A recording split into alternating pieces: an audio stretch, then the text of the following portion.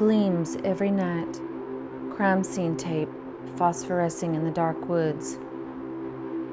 It guards between human intellect and the sentience of nature.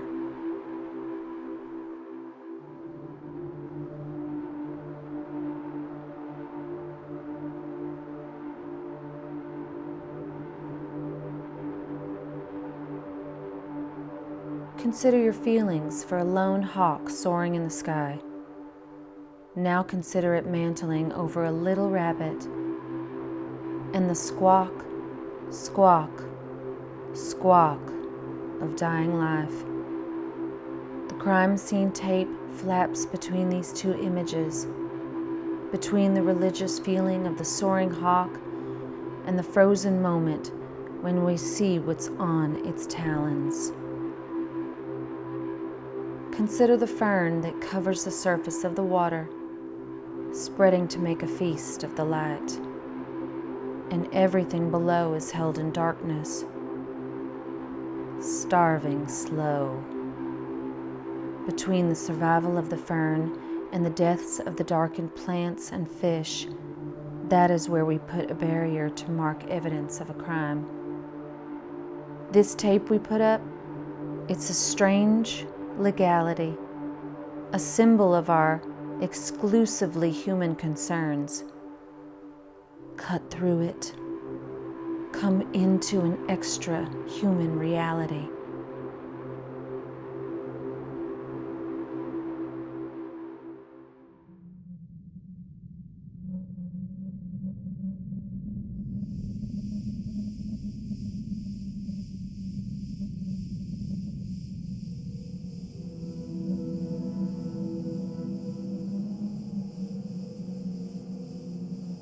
What's the first macabre thing you remember?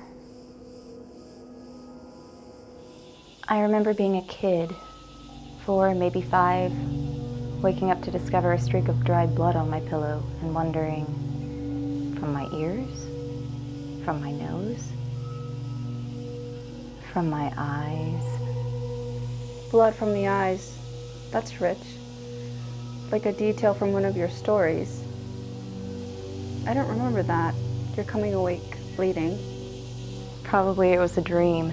Crows attacking fairies, tumbling bloody in the sky. I used to dream like that all the time. So vivid there'd be remnant outside my head. A stain upon my pillow.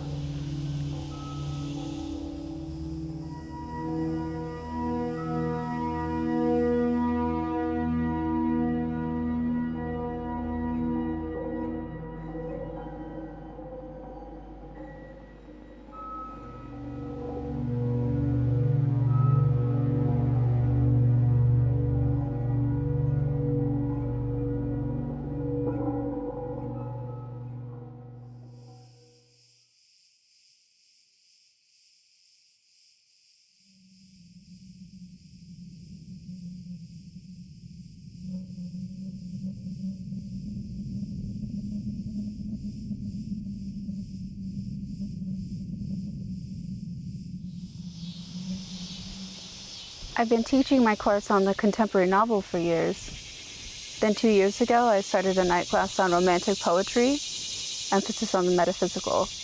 Coleridge, Baudelaire, Poe. Are you still religious? Not like we were before. Of course not. We should go in. It'll be dark soon. You worried about snakes? You are too. Don't lie. There's some DVDs in the cabin. Horror movies. Any bad ones? We can hope.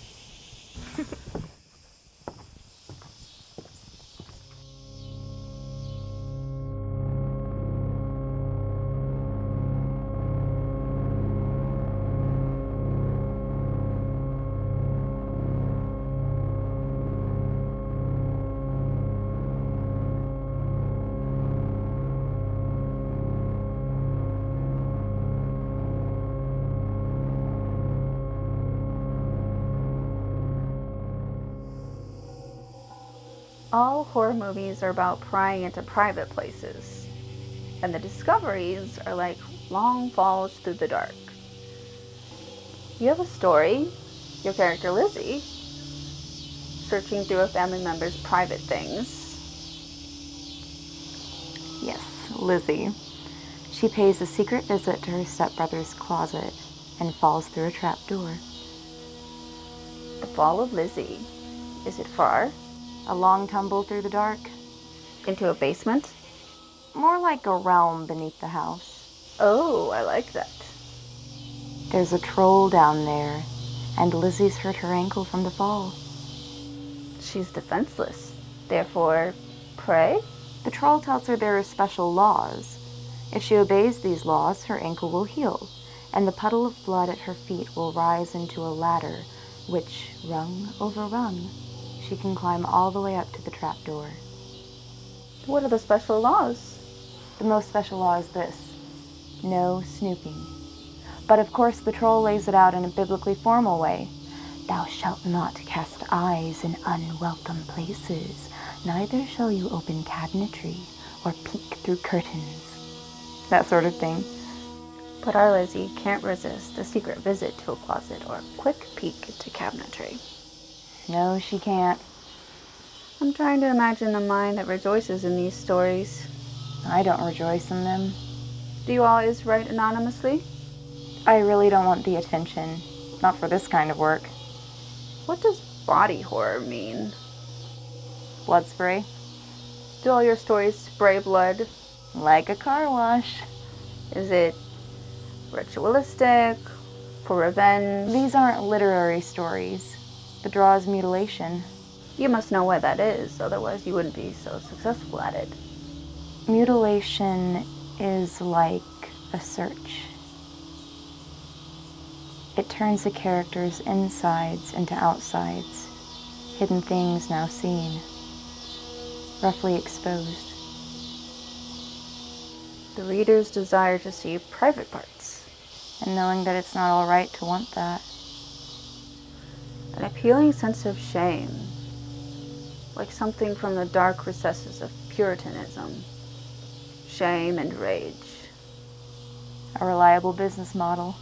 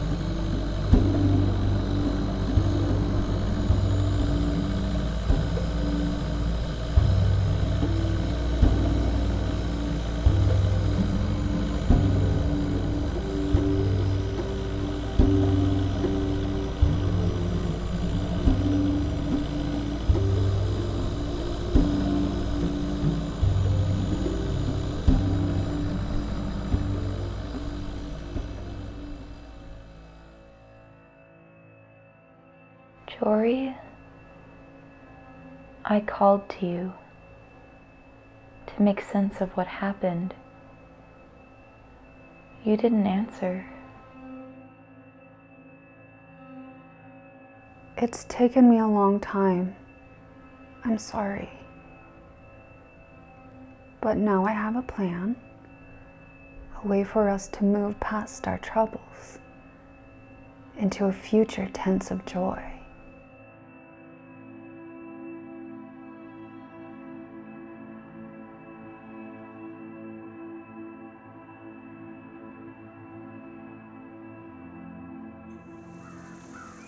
You bring me all the way out here to a place that seems prehistoric to tell me about future joy. I'll reveal everything soon. But first, let me catch up with you. I didn't realize how much I'd ache to see you.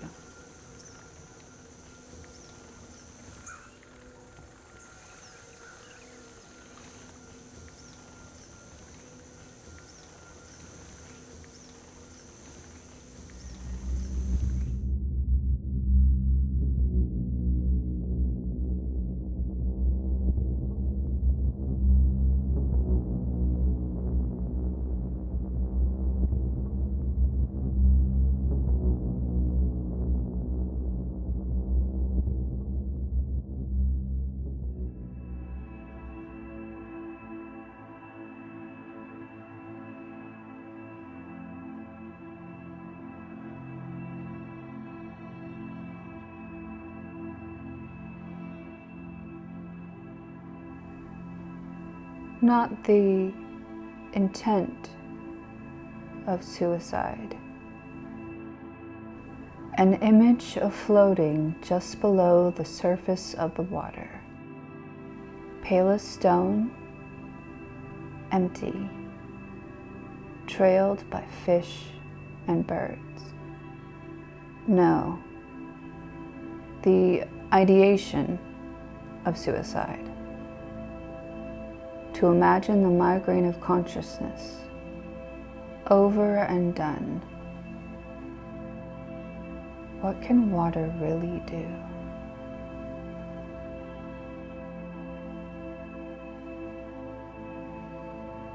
I remember a dark time. We were children under pressure, sworn to stay quiet. We disappeared all evidence of the thing we did, but the secret hollowed us out.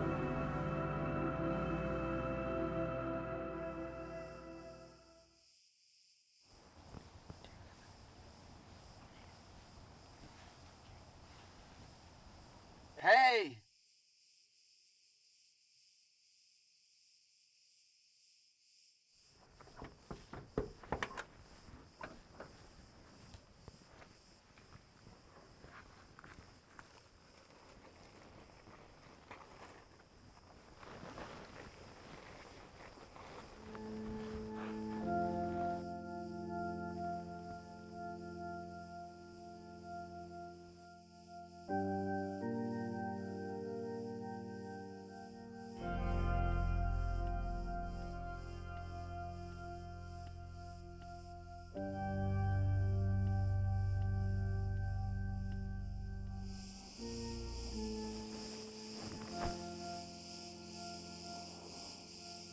We were sold.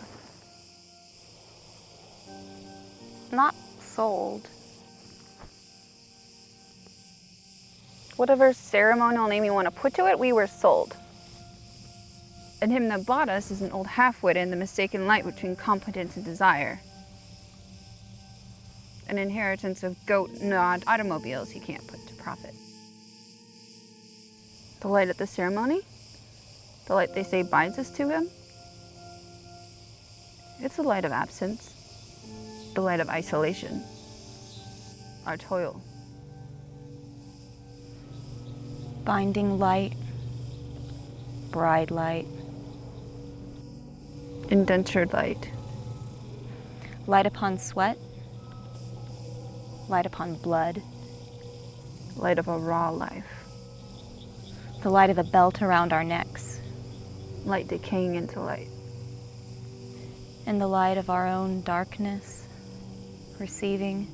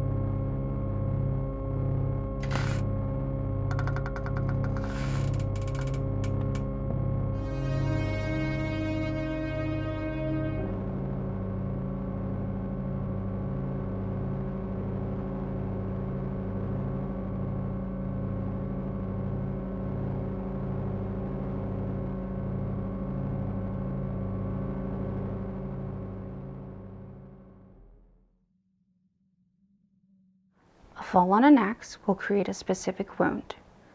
We have to mimic that wound. You said we'd hide the body, hide it perfectly. Anything hidden can one day appear again. We'll be ready no matter what. Come on, let's give it a try. No. Slowly, to practice precision, like this. Chop, chop, chop.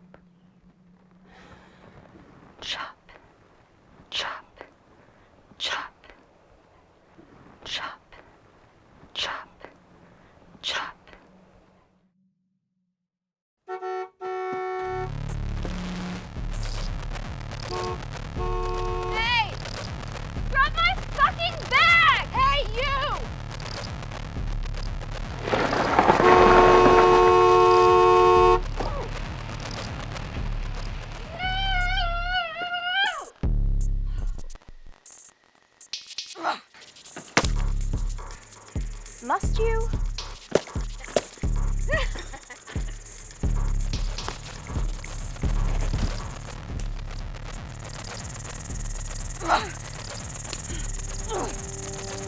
Quit throwing rocks at my head!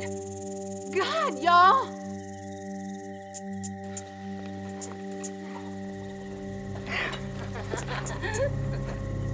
Back the fuck off or I swear I'll kill your husband and your daughter.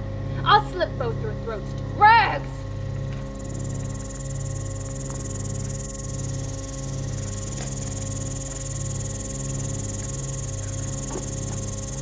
Remember, my knife knows the way home, bitches.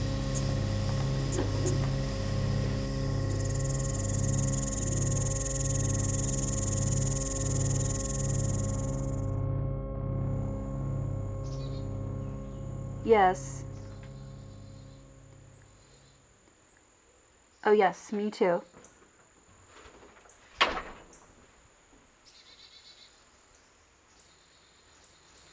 I miss you both. I love you. I will. Goodbye. They're fine? Yes, they're fine. The odds of that crazy girl coming back after we... I know. That she even has the sense to find her way out of those woods is... I know. I'm all good. How much did you tell your husband?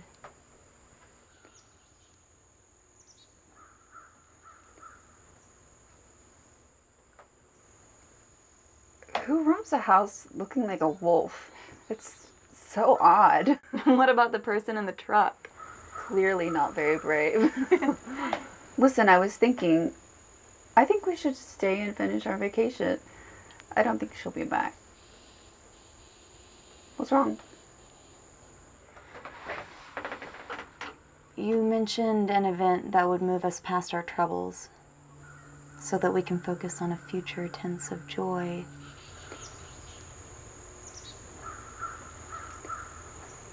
You don't think I orchestrated that break-in, do you?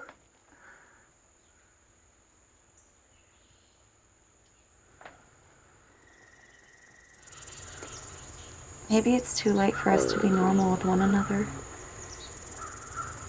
Don't say that. I've ached for so long. Let's try, please. Someone's here. The park rangers? We hope.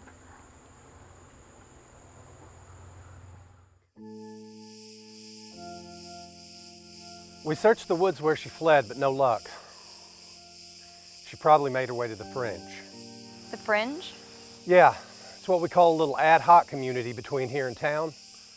Camp of young adults who found themselves out of place, now living in the woods by choice. Are they violent? Not normally, but sometimes there are drifters. You're going to thoroughly check this place out, yes? Now that you have the description of the one who attacked us. I'm on my way there now with the park rangers. I just stopped by to tell you that the woods near your cabin are clear. You're not a park ranger? I'm a volunteer. That's rich. You look like a ranger out of Central Casting. I know these woods pretty well, I guess. What do you do?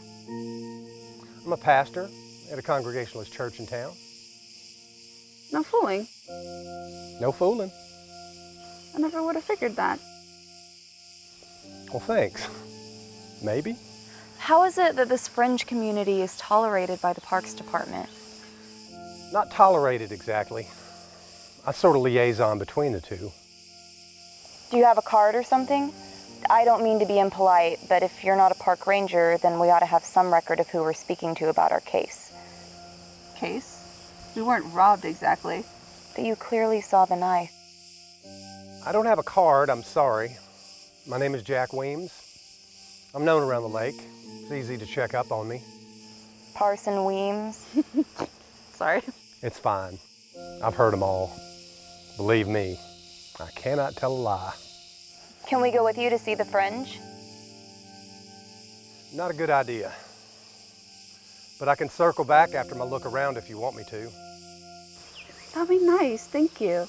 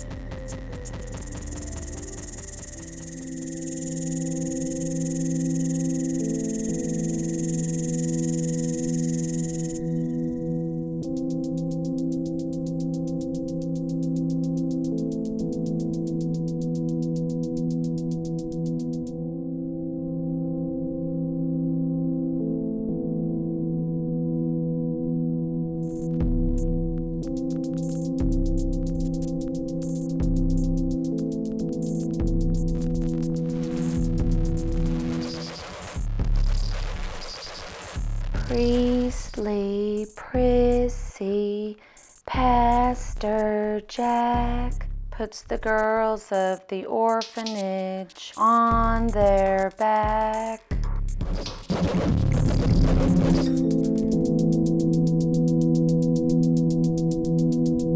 Animals of the sun will tear the world undone. Light on the horizon gleams with blood. Serpent sets its gaze. You're frozen and amazed. You lose your life and all you understood. The game is fixed to rot. You're here and then you're not. The only thing worth living is a thought. Rapture, rupture, rapture, rupture. The only thing worth living is a thought.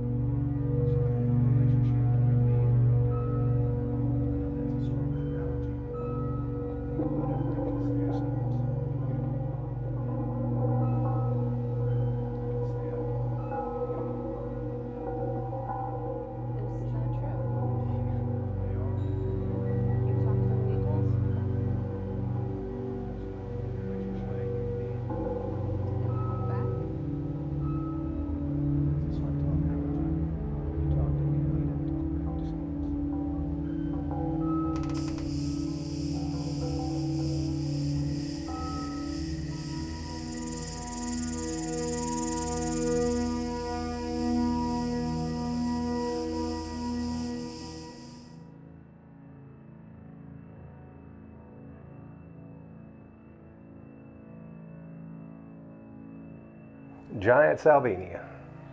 The ferns you see here are choking the lake. Biological control through the use of salvinia weevils is the best management option. The weevils devour that the lake may become clear. Looks chaotic, doesn't it? Looks like renewal.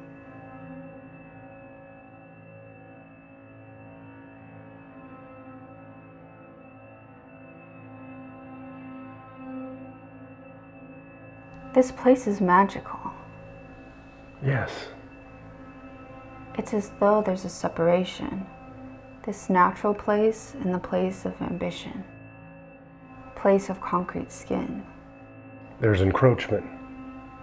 This place needs preserving. At your church, do you say God's plan? Yes. Is that accurate? It's helpful. Saying plan presents a sense of authority in the unknown. What word would you use? Spectacle. God's spectacle. God's spectacle, which includes individual damage.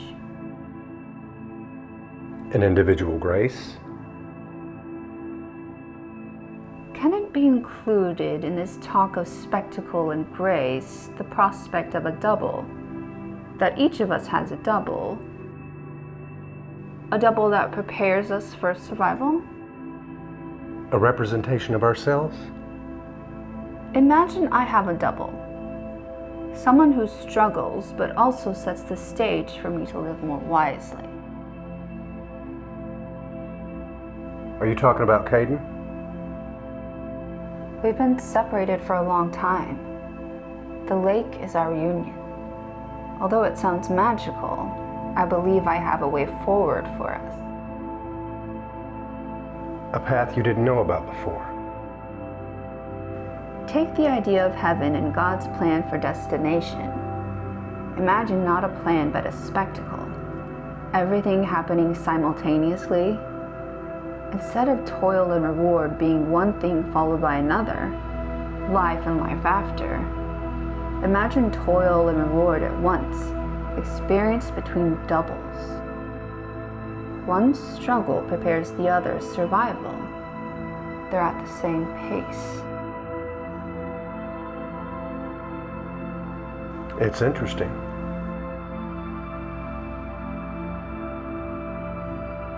So, no, not a pathway, an event. An event of grace, where the doubles meet and are made equal.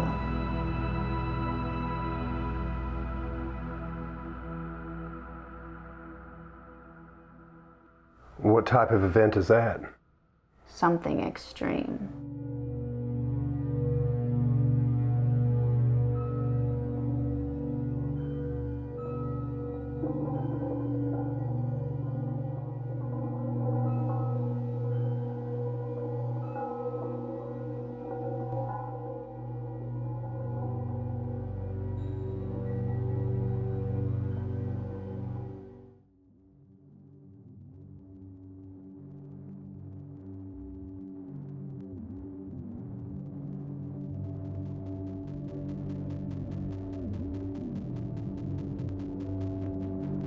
It's you. Like it or not, you can hear me.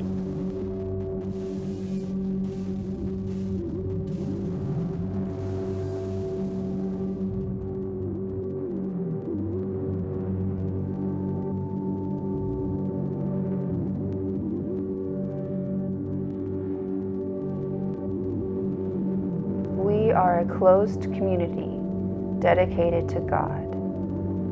Silence and obedience are expected. Husband guards us and guides us. His eyes and punishment are swift.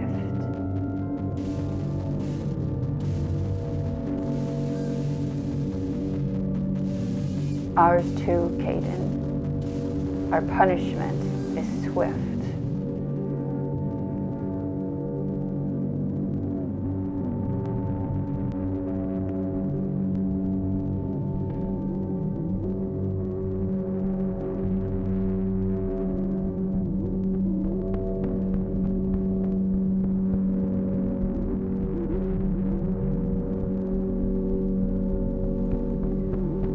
Lizzie was alone in the forest. A sour spell had taken over her. She struggled up a hill the way a newborn calf struggles to his feet.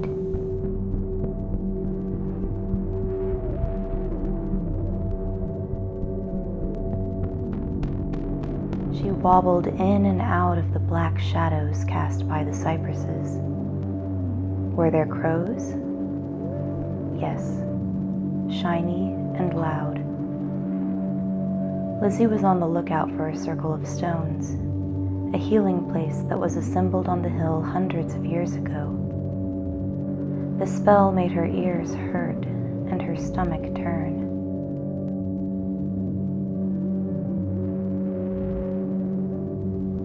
She looked forward to laying down in the circle of stones, covering herself over with ferns and dirt. The stones would dissipate the spell, or so she hoped. Lizzie moved from tree to tree, handling each one for support. She was losing all her strength. All at once, the insects all went dumb. The crows were high up in the quiet. Lizzie felt herself watched. Did a black cat walk by? Yes, delicate and precise. Lizzie felt thoroughly searched, and then she saw a hunter standing on the side of the hill, watching her.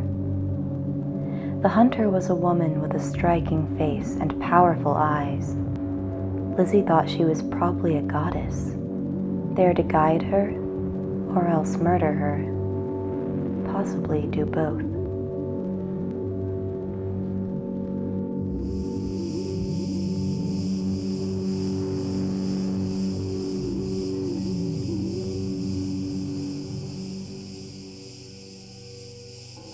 Why are you here? I want to change my life. What is wrong with it? I've been a terrible person. I'm in so much pain. I need to think about my life and find a new way to be. What if the change is death? Don't you think it's possible that you deserve to die? I prefer to live.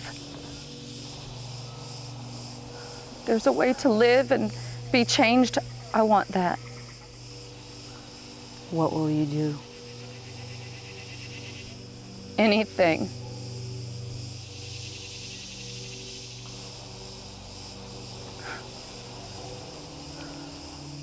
Do you have the authority to help me? Yes. An exchange is necessary. You must bring me two. Then you will have the opportunity to reform. Two.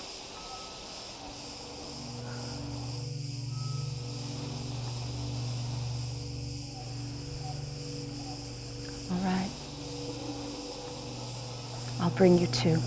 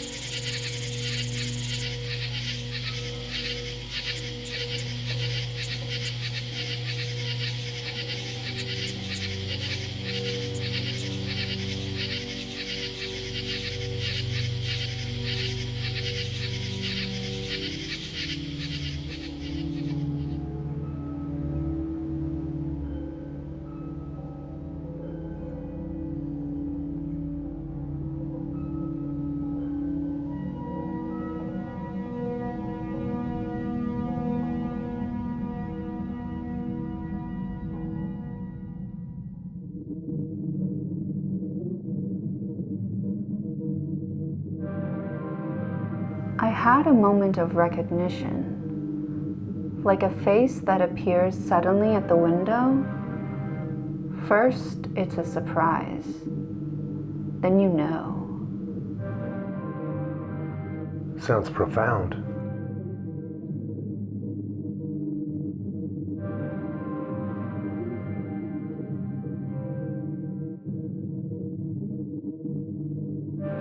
I found a way for Kaidon and me to let the pain of our past stay in the past. Not a denial. We understand we can't possibly make each other feel what the gap of years was like for each other. Her time staying solitary and me trying to make a life for myself. Right now there is a void between us. A history of absence and the pain of absence. What might help is the shock of the new. Shock of the new? The idea is to create a new beginning. It must be a profound experience. Something that regenerates our relationship, allows us to reshape our understanding of one another. What is this shocking experience? It has to do with that thief.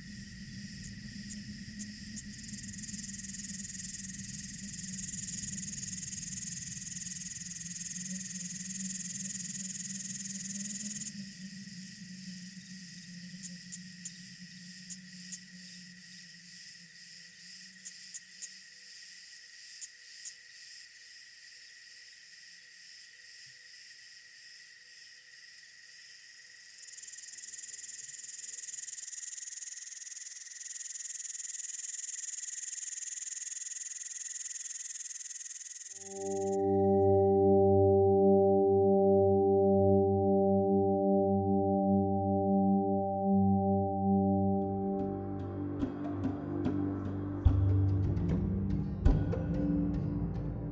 is an old story about snakes saving their hearts in humans.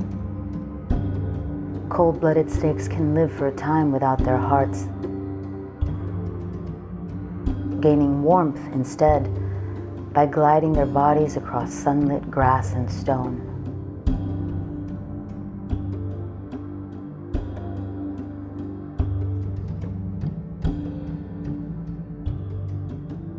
To protect their hearts from trample or combat, snakes often hide their hearts in stronger vessels. There are people so cut off from their own memories their hearts grow cold. No disguise can truly hide them. No matter their appointments or how they surround themselves, they are deeply alone. Snakes seek out such people to hide their hearts in. People who don't know their own heart won't notice. They also carry a snake heart. There are stories of people that died from terrible loneliness. As many as 20 snake hearts have been found in a lonely person that died. And sometimes, people die when snakes come to retrieve their heart. They see snakes approaching and misunderstand the situation. If the snake is cut in two by a worried host, there is a heart within that person that dies. If the snake strikes a person, the poison that goes in the veins will affect the hidden heart. I'll tell you about axes and dirt. There are people that bury their axes but never forget them. There are people who bury their axes and uncover them every night, just to hold them in secret. There are people who bury axes who'll tell you to your face they never carried an axe in all their life.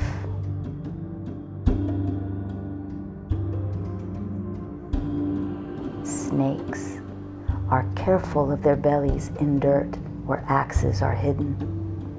They know they have to put their hearts somewhere safe.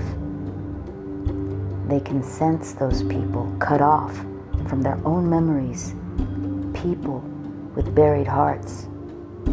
Such obstinate sadness is the perfect hiding place.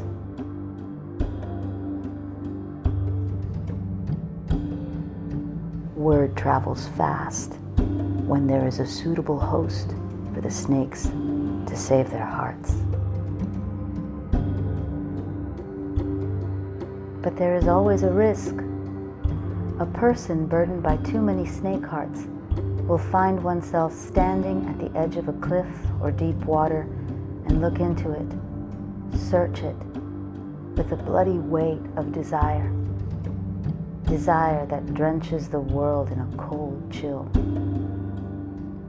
We watch out for such people.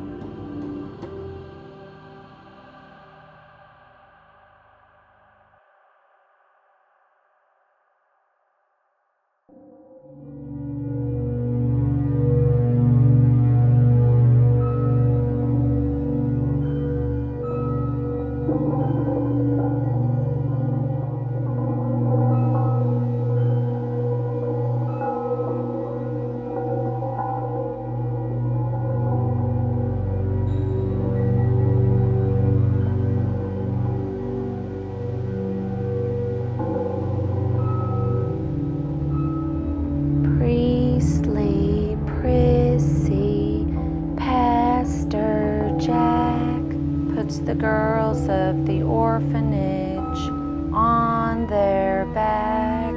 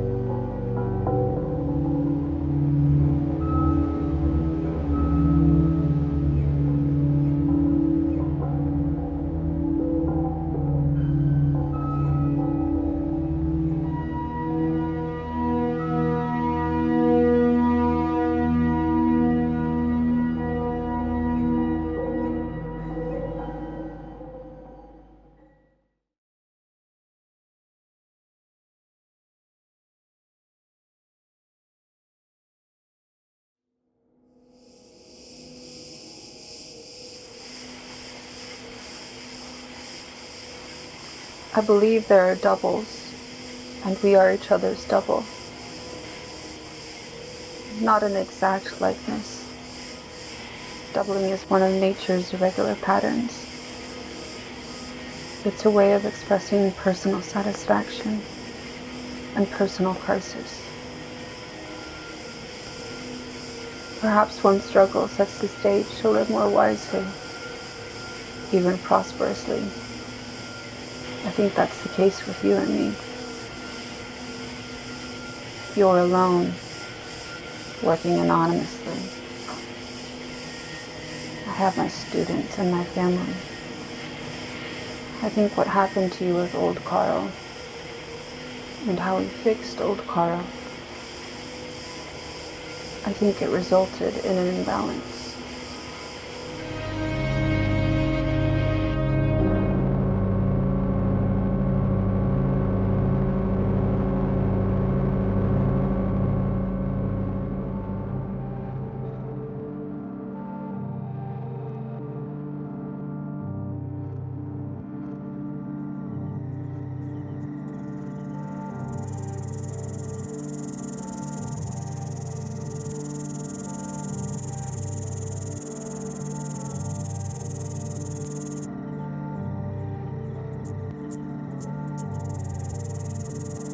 It's you. You can hear me, like it or not.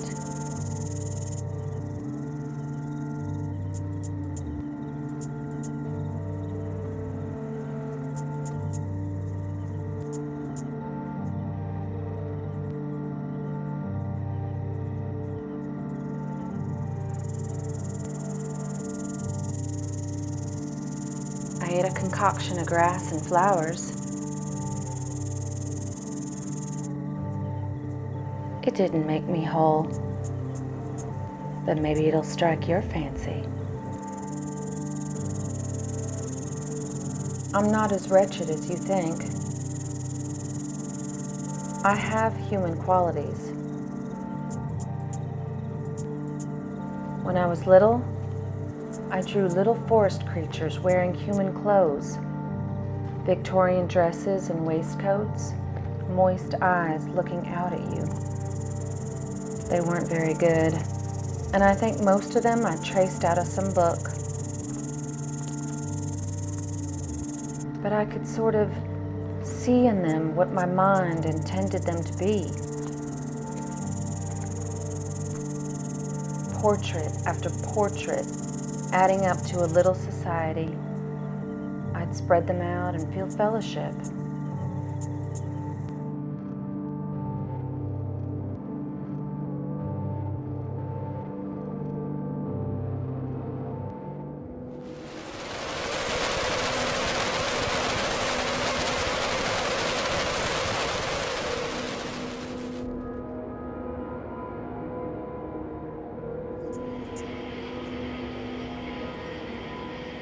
Heaven allows individual damage.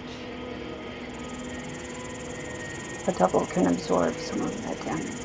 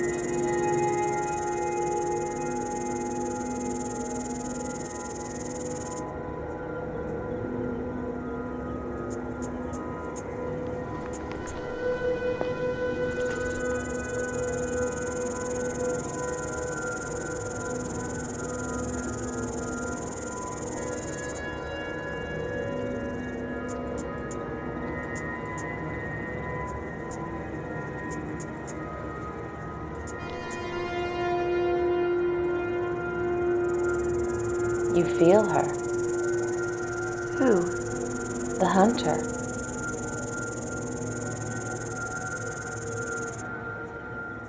She's close. Where? Behind those trees, chewing on a dead doe. She wouldn't want you to see her like this. Wait till after she's fed. She's better after having blood.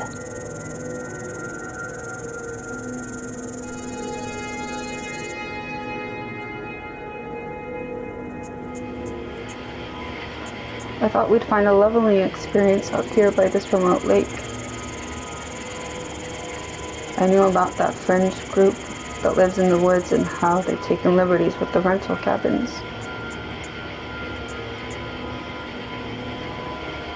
The darkness that marks us is self-similar to the darkness that marked the thief. She stands before a mirror and sees an image that's evolving.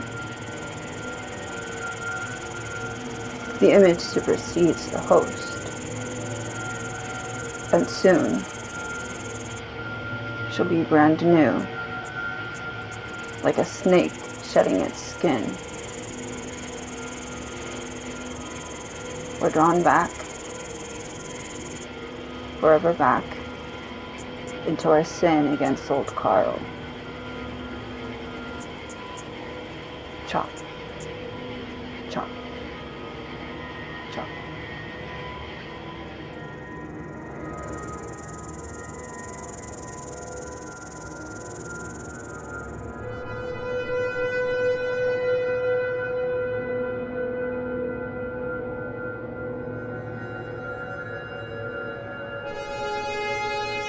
It is the absence of meaning in what you live, at the moment you are living it, which multiplies the possibilities of your imagination.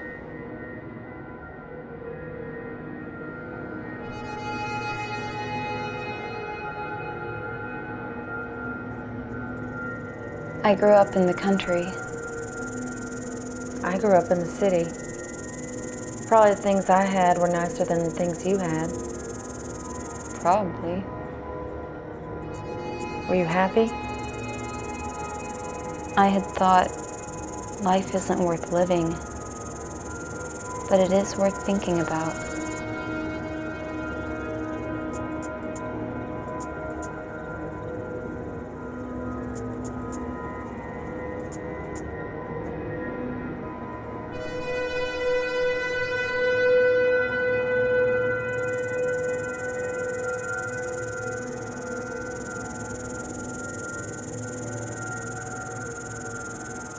I remember when I was small. I was once held down by several older boys. That set me off to a bad start. That's horrible.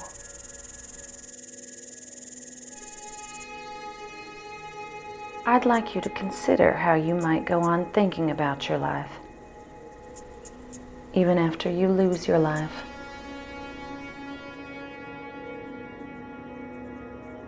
Think about what everlasting means.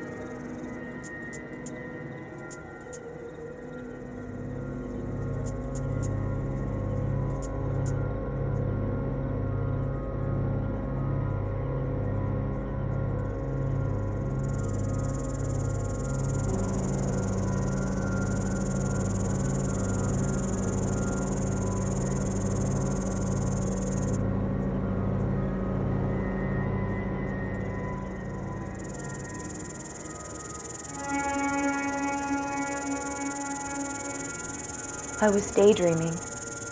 Where did you take me? To see the hunter?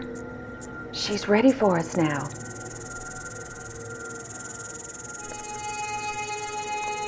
Where are you going? I'm leaving. No, there's momentum for us now. I don't want you coming around the cabin. Leave us alone. I don't need to go to your cabin to find you. I'll alert the rangers. We're tethered now, and you don't need to be afraid. Let events run their course.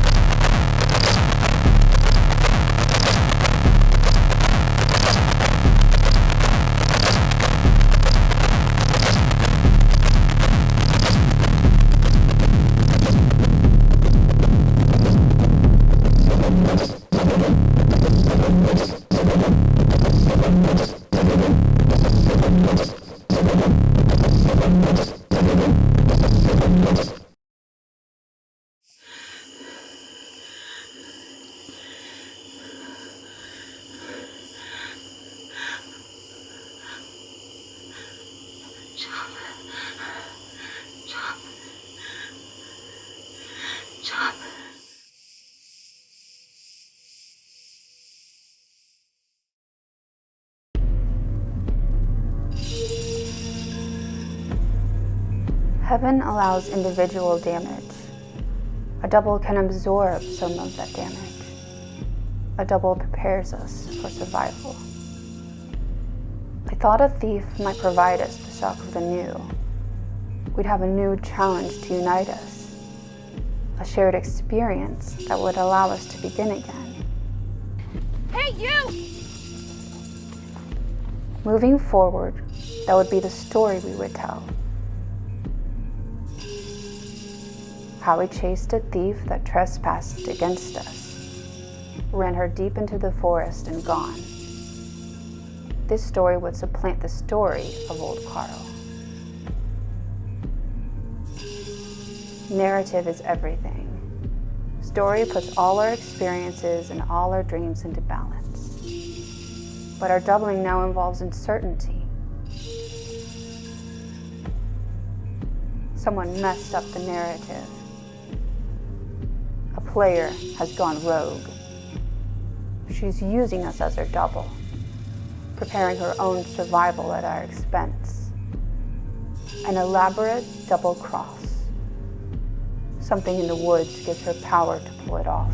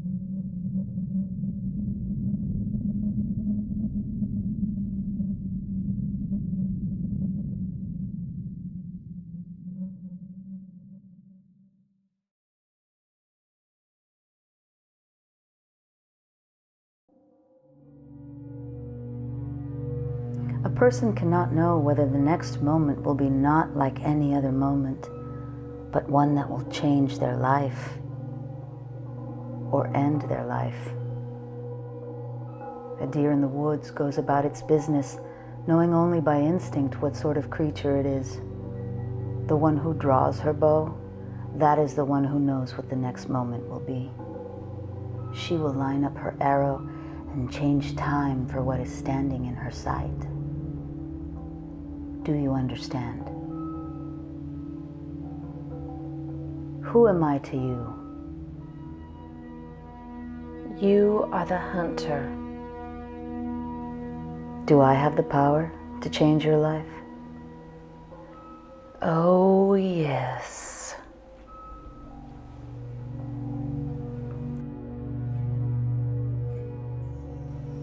Do you see before you a better life? I do. Do you take it upon yourself to afford that better life? I do. One world falls away, another is taking shape.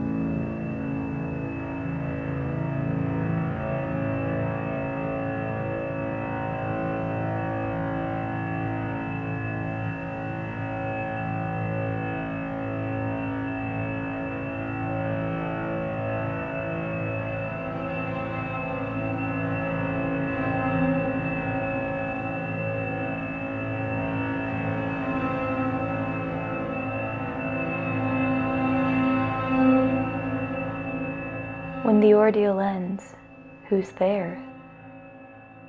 Nobody's there. That's what Lizzie believed. She began walking in the direction of never coming back. What was the meaning of the thing that happened? The thing that had been like a tornado in her life. It's something that will always follow, and the howling of its anger behind her is something she will have to relish as she moves forward, aiming so earnestly for a future tense of joy.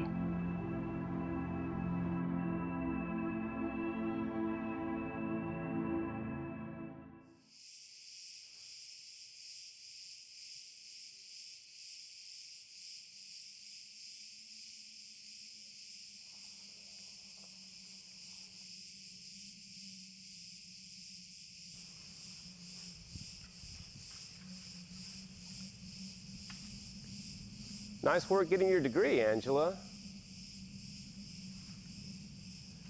Surprised you stayed around here, though.